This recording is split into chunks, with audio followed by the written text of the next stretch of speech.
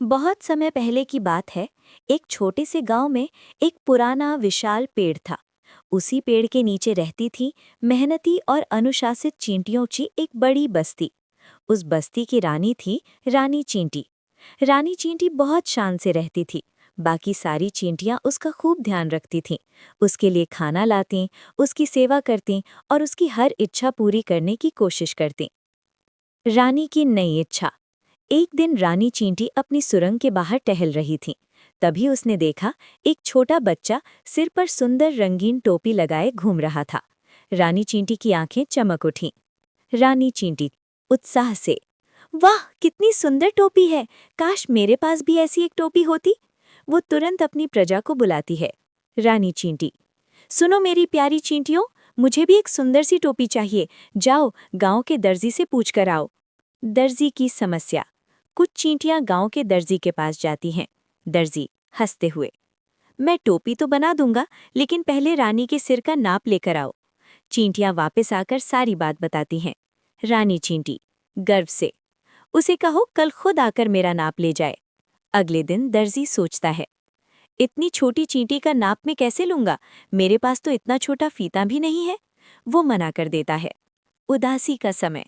जब रानी चींटी को ये बात पता चलती है तो वो बहुत उदास हो जाती है। वो खाना कम कर देती है।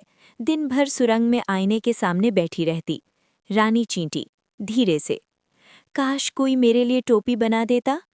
सारी चींटियां परेशान थीं। वे दूसरे दर्जियों के पास गईं, लेकिन कोई भी इतनी छोटी टोपी बनाने को तैयार नहीं हुआ। नई उम्मीद। चूहा और चूहिया। उसी पेड़ के पास एक बिल में एक चूहा और उसकी पत्नी चूहिया रहते थे। चूहे ने रानी की बात सुन ली। वो धीरे से उसके पास आया। चूहा, बहन चिंता मत करो, मेरी पत्नी तुम्हारे लिए टोपी बना देगी। रानी की खुशी का ठिकाना ना रहा। चूहिया आई। उसने अपनी पतली पूंछ से बहुत सावधानी से रानी के सिर का नाप लिया। 2 दिन बाद चूहिया ने एक बेहद सुंदर लाल रंग की छोटी सी टोपी बनाकर रानी को दी। नैरेटर। रानी की खुशी देखने लायक थी। वादा। रानी चींटी, आप दोनों ने मेरी इच्छा पूरी की है, कभी भी हमारी जरूरत पड़े हम अपनी जान भी दे देंगे। चूहा मुस्कुराकर, बहन हमने ये काम दिल से किया है। मुश्किल का समय। कुछ दिनों बाद गांव में जोरदार बारिश शुरू हो गई। बारिश इतनी तेज थी कि बिलों में पानी भरने लगा। चूहा, चूड़िया और सारी चींटियां पेड़ पर चढ़ गईं। तभी वहां से एक बड़ा हाथी गुजर रहा था। वो बारिश में नहा रहा था। चूहा हंस पड़ा। हाथी को लगा कि वो उसका मजाक उड़ा रहा है। गुस्से में हाथी ने पेड़ को जोर से टक्कर मार दी। चूहा और चूहिया नीचे गिर पड़े। खतरा। हाथी अपने भारी पैरों से उन्हें कुचलने के लिए आगे बढ़ा। दूर से चींटियां ये सब देख रही थीं।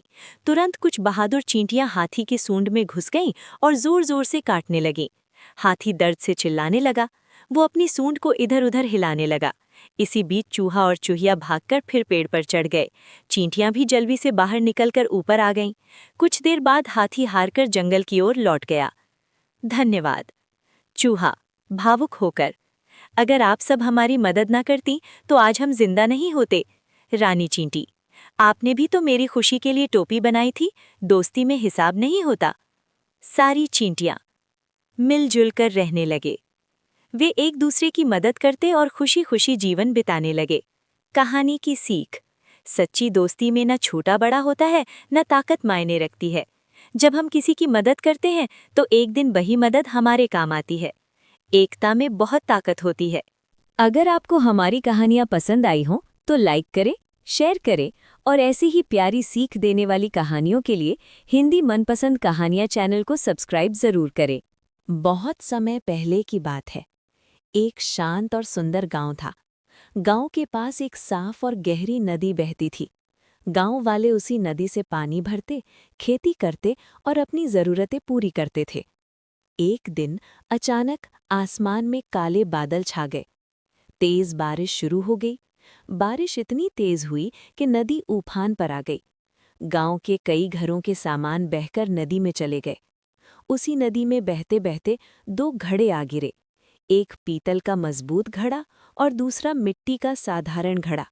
दोनों घड़े पानी के बहाव के साथ तैरते जा रहे थे। नदी का बहाव। नदी का पानी तेज था।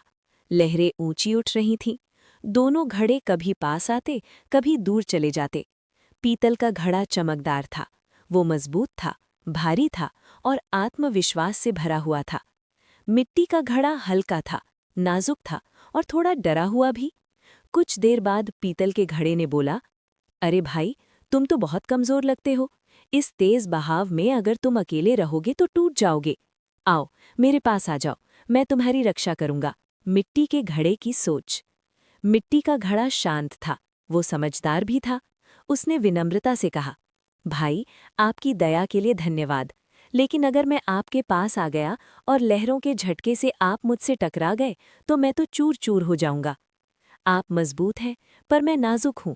मेरी भलाई इसी में है कि मैं आपसे थोड़ी दूरी बनाकर रखूं। पीतल का घड़ा थोड़ा मुस्कुराया। उसे लगा मिट्टी का घड़ा डरपोक है।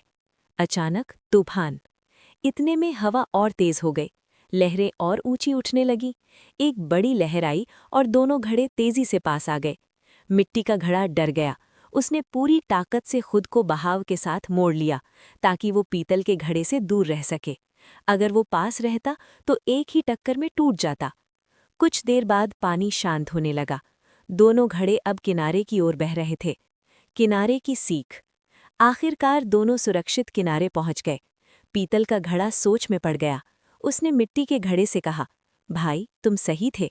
मैं तो मजबूत था, लेकिन तुम्हारी समझदारी तुमको बचा गई। मिट्टी का घड़ा मुस्कुराया। मजबूती केवल शरीर की नहीं होती, समझदारी भी उतनी ही जरूरी होती है। कहानी की गहराई। बच्चों, इस कहानी में सिर्फ दो घड़े नहीं थे। ये कहानी हमें सिखाती है, हर चमकती चीज सुरक्षित नहीं होती। हर ताकतवर साथी हमारे लिए सही नहीं होता। कभी कभी दूरी ही सुरक्षा होती है। जीवन से जुड़ी सीख। आज के समय में भी कुछ लोग बहुत ताकतवर, प्रभावशाली और आत्मविश्वासी दिखते हैं, लेकिन अगर हम बिना सोचे समझे उनके बहुत करीब चले जाएं, तो हम खुद को नुकसान पहुंचा सकते हैं। समझदारी यही है कि हम अपनी सीमा पहचानें, अपनी ताकत और कमजोरी समझें और सोच समझकर दोस्ती करें। अंतिम संदेश। ताकतवर दुश्मन से दूर रहना ही भलाई है, या यूं कहें, सुरक्षा समझदारी में है, दिखावे में नहीं। तो बच्चों, अगर आपको ये कहानी पसंद आई हो तो इसे अपने दोस्तों के साथ ज़रूर शेयर करें और याद रखिए, समझदारी ही असली ताकत है। अगर आपको हमारी कहानियाँ पसंद आई हों तो लाइक करें, शेयर करें और ऐसी ही प्यारी सीख देने वाली कहानियों के लिए हिंदी मनपसंद कहानियाँ चैनल को सब्सक्राइब ज़रूर करें। हंसने वाला पेड़। एक छोटे से गांव में, जहां हरे भरे खेतों और चमकते सूरज की रोशनी हर दिन को खास बनाती थी, 4 दोस्त रहते थे। मीरा, राहुल, सोनू और छोटी सी पायल। ये दोस्त हमेशा नई नई कहानियां सुनने और साहसिक यात्राएं करने के लिए उत्साहित रहते थे। एक दिन गांव के बुजुर्गों ने उन्हें एक रहस्यमयी कहानी सुनाई। उन्होंने बताया कि गांव से कुछ दूर एक जंगल में एक अनोखा पेड़ है जो हंसता है। ये पेड़ न सिर्फ हंसी की आवाज़ निकालता है, बल्कि जो भी उसके पास जाता है उसे जीवन का एक गहरा सबक सिखाता है। ये सुनकर चारों दोस्तों के मन में जिज्ञासा जाग उठी। उन्होंने फैसला किया कि वे उस हंसने वाले पेड़ को ढूंढने जाएंगे, भले ही रास्ता कितना भी मुश्किल क्यों ना हो। सुबह की पहली किरण के साथ ही वो अपने छोटे छोटे बैग, पानी की बोतलें और एक पुराना नक्शा लेकर निकल पड़े, जो गांव के एक बूढ़े कथाकार ने उन्हें दिया था। नक्शे पर पेड़ की जगह को लाल स्याही से चिन्हित किया गया था और उसके चारों तरफ अजीब अजीब चित्र बने थे, हंसते हुए चेहरे, चमकते सितारे और बहती हवा की लकीरें। राहुल, जो हमेशा मस्ती करता था, बोला, अगर ये पेड़ सचमुच हंसता है तो शायद वो हमारी भी मजाक उड़ाएगा। सब हंस पड़े, लेकिन पायल, जो सबसे छोटी थी, थोड़ी डर गई। मीरा ने उसका हाथ पकड़ा और कहा, चिंता मत करो पायल, हम सब साथ हैं और ये एक मज़ेदार साहसिक यात्रा होगी। जंगल की ओर बढ़ते हुए रास्ता पहले तो आसान था, हरी घास, रंग बिरंगी तितलियां और गुनगुनाती चिड़ियां। लेकिन जैसे जैसे वे अंदर गए, पेड़ों की घनी छाया और ठंडी हवा ने माहौल को रहस्यमयी बना दिया। राहुल ने अपनी टॉर्च निकाली और बोला, लगता है हम सही रास्ते पर हैं। सोनू, जो नक्शे को ध्यान से देख रहा था, अचानक रुक गया और बोला, देखो, यहाँ एक चट्टान है और नक्शे पर भी यही चिन्ह है। चारों ने चट्टान के पास जाकर देखा। वहाँ एक छोटा सा गड्ढा था जिसमें से हल्की सी चमक निकल रही थी। मीरा ने सावधानी से उसमें हाथ डाला और एक चमकता हुआ पत्थर निकाला जिस पर अजीब से निशान थे। पायल ने कहा, शायद ये पेड़ का संकेत है। थोड़ा और चलने के बाद उन्हें एक साफ मैदान दिखा जहां बीच में एक विशाल पेड़ खड़ा था। उसकी पत्तियां हरी हरी चमक रही थीं और उसकी शाखाएं इतनी चौड़ी थीं कि वे आकाश को छूती प्रतीत होती थीं। लेकिन सबसे अजीब बात ये थी कि पेड़ की जड़ों के पास से हल्की हल्की हंसी की आवाज आ रही थी। हा हा हा, हु। चारों दोस्त एक दूसरे की ओर देखकर हैरान रह गए। सोनू ने धीरे से कहा, ये सचमुच हंस रहा है। वे धीरे धीरे पेड़ के करीब गए। जैसे ही वे उसकी जड़ों के पास पहुंचे, पेड़ की एक शाखा हिली और एक मीठी आवाज में बोली, स्वागत है मेरे प्यारे दोस्तों, मैं हंसने वाला पेड़ हूं। दोस्तों के चेहरों पर हैरानी थी, लेकिन पेड़ की आवाज इतनी गर्मजोशी भरी थी कि उनका डर गायब हो गया। पेड़ ने बताया कि वो सैकड़ों साल पुराना है और उसकी जड़ों में एक जादुई शक्ति है जो उसे हंसने की क्षमता देती है। उसने कहा, मैं उन लोगों को हंसी का सबक सिखाता हूँ जो मेरे पास उदास या परेशान होकर आते हैं, लेकिन तुम चारों यहाँ खुशी से आए हो, इसलिए मैं तुम्हें एक खास उपहार दूंगा। तभी पेड़ की एक शाखा नीचे झुकी और 4 छोटे छोटे फूल गिरे जो चमक रहे थे। प्रत्येक फूल में एक अलग रंग था, लाल, नीला, पीला और हरा। मीरा ने पूछा, ये फूल क्या करते हैं? पेड़ हंसते हुए बोला, ये फूल तुम्हारी खुशियों को और बढ़ाएंगे। लाल फूल हिम्मत देगा, नीला शांति, पीला हंसी और हरा प्यार, लेकिन इन्हें सही जगह पर लगाना होगा। दोस्तों ने फूलों को ध्यान से संभाला और पेड़ ने उन्हें एक पहेली दी। पहेली थी, जंगल के दिल में जहां पानी गाता है वहां फूलों को लगाओ ताकि खुशी बरस जाए। राहुल ने मजाक में कहा, शायद हमें गाने वाला पानी ढूंढना होगा। सब हंस पड़े, लेकिन सोनू ने कहा, शायद ये किसी झरने की बात है। वे फिर से जंगल में चल पड़े और थोड़ी देर बाद उन्हें एक छोटा सा झरना मिला जहां पानी इतनी मधुर आवाज में गिर रहा था कि लगता था जैसे वो गा रहा हो। चारों ने वहां फूलों को जमीन में लगा दिया। जैसे ही उन्होंने ऐसा किया, एक चमकदार रोशनी फैली और आसपास के पेड़ पौधे खिल उठे। तितलियां और चिड़िया खुशी से नाचने लगी। पेड़ की आवाज फिर सुनाई दी, बहुत बढ़िया, तुमने मेरी पहेली हल कर दी। अब तुम्हारी खुशियां हमेशा बनी रहेंगी। लेकिन कहानी यही खत्म नहीं हुई। रात होने पर जब वे गांव लौट रहे थे तो उन्हें रास्ते में एक और आश्चर्य देखने को मिला। जहां उन्होंने फूल लगाए थे वहां एक छोटा सा मंदिर बन गया था जिसमें एक सुनहरी मूर्ति थी जो हंस रही थी। गांव वालों ने जब ये देखा तो वे भी हैरान रह गए। मीरा ने कहा, शायद ये हंसने वाले पेड़ का आशीर्वाद है। सोनू ने जोड़ा, और हमने इसे संभव बनाया। पायल, जो अब डर से मुक्त हो चुकी थी, मुस्कुराते हुए बोली, मैं अब हर दिन यहाँ आऊंगी। दोस्तों ने फैसला किया कि वे हर साल इस जगह पर एक उत्सव मनाएंगे जहां लोग हंसी और खुशी बांटेंगे। गांव में ये उत्सव इतना मशहूर हो गया कि दूर दूर से लोग वहां आने लगे।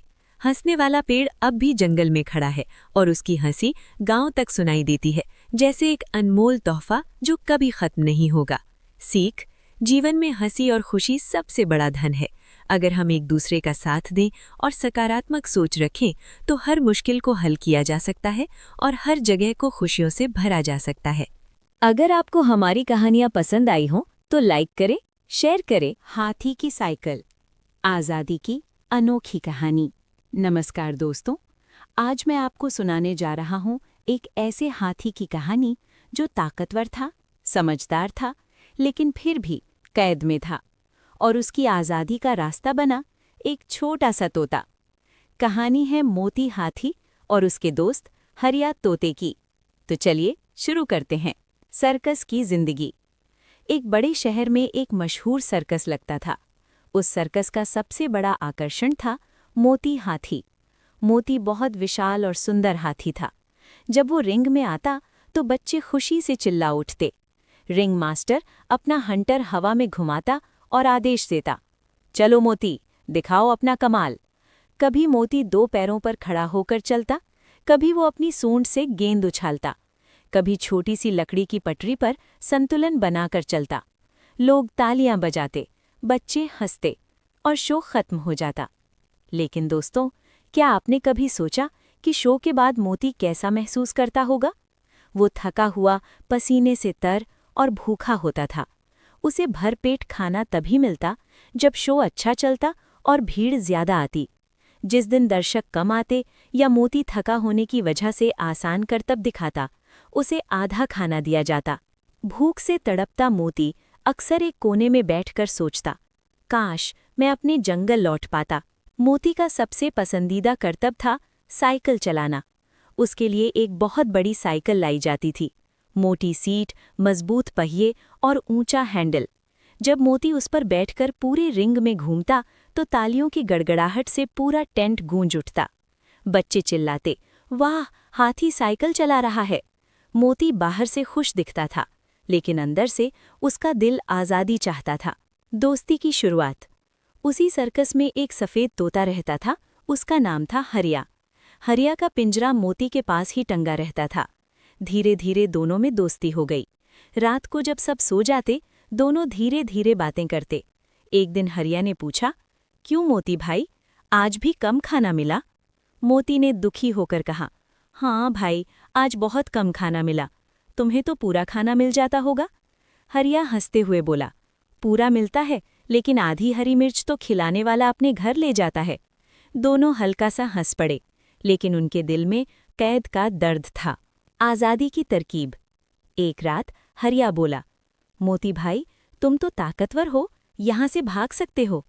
मोती ने गहरी सांस ली, जंगल बहुत दूर है, पैदल जाऊंगा तो पकड़ लेंगे। तभी हरिया ने धीरे से कहा, मेरे पास एक तरकीब है, लेकिन मुझे भी साथ ले चलोगे? मोती की आंखें चमक उठी, अरे जरूर, पिंजरे समेत ले चलूंगा।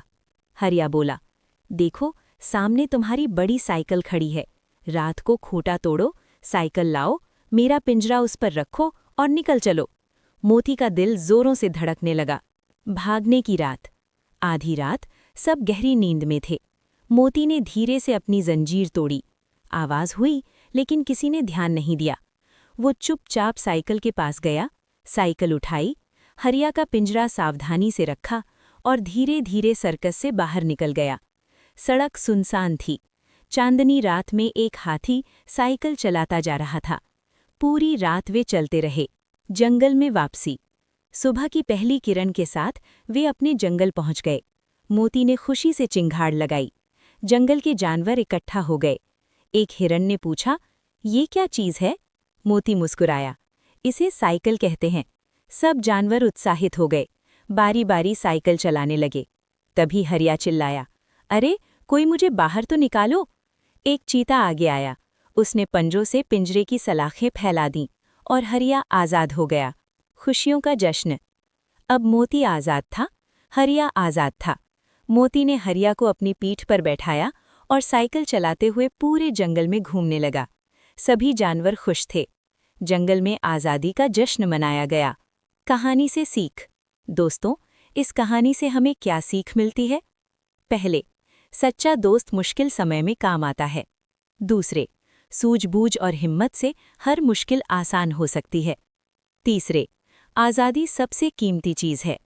अगर आपको ये कहानी पसंद आई हो तो लाइक और शेयर ज़रूर करें और ऐसी ही मज़ेदार कहानियों के लिए जुड़े रहें।